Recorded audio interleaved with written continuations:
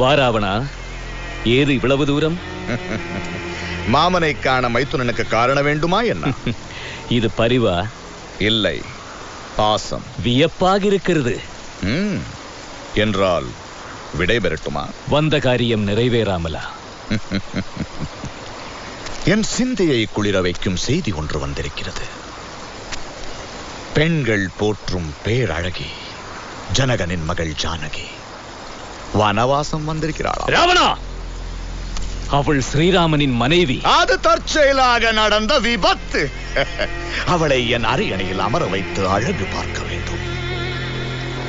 அதற்கு தாங்கள் தான் உதவ வேண்டும். இதற்கு என்னால் ஒருபோதும் உடன்பட முடியாது. அப்படி என்றால் உன் உயிர் உடலில் தங்காது.